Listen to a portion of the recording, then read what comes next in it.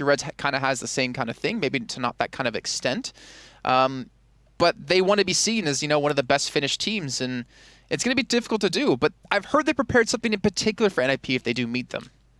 Well, you know, that is the boss at the end of this, too. And Helsinki Reds is a team that they have the name, like you said, and the organization behind them. So there is a lot of pressure to at least stand with NIP against them. You would imagine that there's a lot of pressure for them to get to the finals to face NIP. And I mean, just taking a game or two off NIP would be impressive at this point, given the stature of both teams. NIP is still a world-class team. Haven't necessarily had the stage to demonstrate it lately, too. Yeah. But when you have an organization behind you, like, that's a ton of pressure, just regardless. When you have a name on your team that's not the name that of you and your friends made up, there's a ton of pressure. You and your friends made up. Oh God, I don't remember the team names I used to make up when I was younger playing Counter-Strike and such.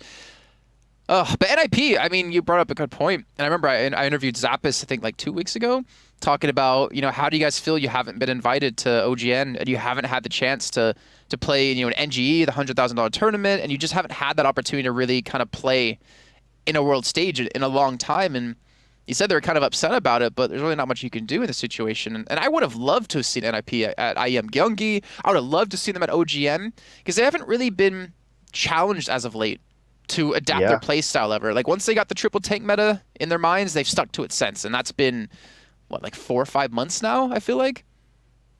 Yeah, I mean, there was a tournament set up for them to face some international competition in foggy London town. That was the last time that I saw those guys play, and we didn't really get to play much. But so yeah, it's been nothing really on their table since then. And you know, I hope people haven't forgotten about NIP, because they were a dominant force. Like, even back to DreamHack, it was, you know, DreamHack and then London, but kind of quiet on the European front lately. Oh, we're doing it.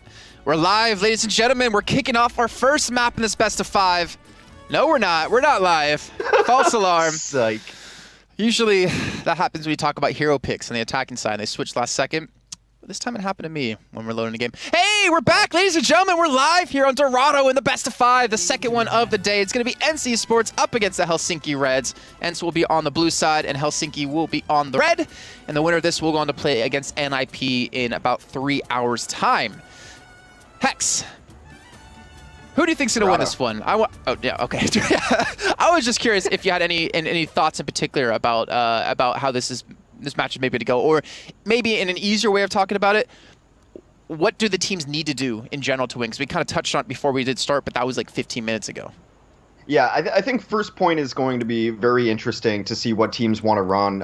If you're just going to go with tanks, and you're just going to go probably right up the gut, or if you want to go flankers, go on the backside. What I really like on first point, though, is decisive engagements. Too many times I see people just kind of chilling on the archway, chilling on the stairs, just waiting, apparently, for one of their people to die. So I like just very aggressive and decisive engagements early on, and then I just deal with anything that's kind of shenanery behind the scenes, like a Symmetra or a Torb or something. But it doesn't seem like they're going to be running that. Defensive Pharah is interesting, though. Yeah, and actually, it really is. I was kind of wondering, like, are we going to see a Symmetra? Are we going to see maybe a Roadhog to look for some early picks and maybe some early pressure? But it seems like Bido on ENCE going to be playing the Pharah. We've got Trickvide. I'm assuming it's Trickvide and not Wide, because of how Europe is with W's and V's. Rip on Ana, Desperado on Soldier, Sky Tricksha on Zarya, and Cloudy going to be on this Reinhardt. Of course, the side of Helsinki Reds, we got Woomera playing Pharah as well at the moment. Now switching to Roadhog. Exceed currently sitting on Sombra. Don't know if that'll actually be picked. Pennywise over on Zarya. Raup on Reinhardt. Epix on Ana, and BBR over on the Lucio. So it looks like they're running kind of a Kings Row offense, or a Hollywood offense, as it were, mostly because of the Hanzo here. Like how the Hanzo combo with the Roadhog, of course, trying to get those early picks. You get the nice vision on. He can really kind of abuse this high ground, too. Hanzo, a decent enough high ground hero, as well, as he will take place up in the archway as the skirmish about to take place, you know, just above the arch, kind of exactly how Dorado always plays out. Yeah, actually really surprised to see ENCE not contest Aloe on the high ground initially, just to build up a little bit of ult percent, maybe get Bido to get some nice cheeky shots off. But I think maybe they're a little bit worried about someone getting picked potentially here. And Woomera actually not able to really hit any sort of hooks so far, as Desperado's going to get the initial kill onto Epix. And Woomera, well, that's, I think, another miss for him, and unfortunately that might actually cost the point with that initial kill that Desperado was able to secure. It was really kind of cool. They let them in and then they punished them. They let them come in stairs 3 side. They let them come 3 into arch and then just got the picks and speed boost their way in on the defense. So I thought they were giving up ground. I didn't love how the defense was set up, but apparently it was a plan to kind of bait them in and then aggress onto them. So now I'm going to see are the Helsinki Reds going to switch things up at all? Exceed only about 43% on his ultimate. We're going to see that big combo out of Prettywise and him. The Graviton Dragon Strike if they're able to get it up and running. But honestly, you have to give credit to ENCE to really just mitigate his damage so far. It does seem like a while away, but Rippa hits a giant.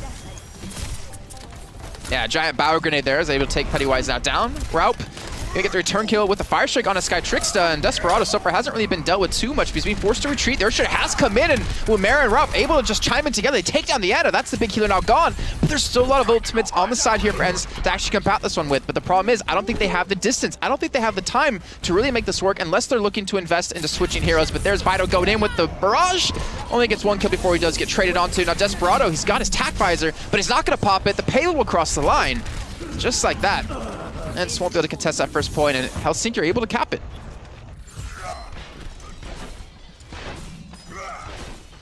Alright, well, it looks like Hex is still a little bit... No, he's good. He's good. Yeah. Well, the Bower Grenade disappeared. My push to talk got a little confused. I'm not in love with that barrage. That is definitely just like a miscommunication. Because if you're going to go in, everyone go in. Everyone go in, use some ults and see what happens. But that's just press Q to die right there. Got nothing out of that barrage. Staying on the Pharah, though. Yeah, and that's even more confusing, right? Is that you didn't go in with the barrage, so I would assume if you're going to use it, you might be switching heroes. But no, he goes in, commits it, and still sticks to the Pharah. And this is going to be the Nanovisor coming through. I mean, not much you're going to do about this one, but they are relatively spread out, so they've been able to take minimal casualties. A nice little hook in on Desperado does actually secure the kill onto him, and Bido on the high ground is just sieging away. But even though Helsinki Reds have lost out on 1-2 people, they're still fighting back, and Exceed's able to chime in, taking Bido out of the sky. It's just been kind of sloppy on both sides. The sound barriers will come down from each side. That is Bido down. Prettywise has had a rough game on Zarya, dead way too often, only at 85%. Hasn't gotten an ult yet, so a lot of, like, not damage done, a lot of deaths on both sides, but still no formidable defense has come yet to stop this cart. That's a really good point, actually, pointing that out about Prettywise not able to have a grab, because Exceed's been sitting on his Dragon Strike, just waiting for an opportunity. And that's going to be a Sky Trickster able to use his own here. FX towards the back, trying to keep them healed, but a good Bow Grenade comes through. Not to mention some good charges as well. Now I'll secure the kills, and at least hold Helsinki Reds back for another go. But, as you pointed out, Prettywise, his grab's coming up soon. Yeah, Beto, very aggressive, is going to take down Epix up front just to clean it up. But now the game is kind of settled a little bit. I would be really surprised if you don't see them prioritize the high ground. Unfortunately, they can't hold the front high ground. They're going to have to hold the back high ground given how far the card is. But they're in a good spot now. You get your 76 up there. Your Pharah's watching flank. Offense will finally have this combo going, too. Prettywise has died, I think, 4 or 5 times already. That's why we're so late on this. But if they can get just any sort of decent 3-man grab, everyone's going to die. Well, this goes into the high ground control we're talking about, right? And I feel like ENCE are using this relatively well with the Ana and the Soldier off towards the high ground of their own side. I think they even got people on the high ground over towards Bank in the hands of Trickvide. And they're just not grouped up. There's just no chance for them to hit a good grab surge. And not to mention, Bido coming in for the back with the barrage, hits it absolutely nothing. FX takes him down. And now Desperado, he's looking for some sort of damage, but he's just not able to connect anything. Even, what was that, the Graviton Dragon Strike combo just didn't really kill anyone. It killed one person.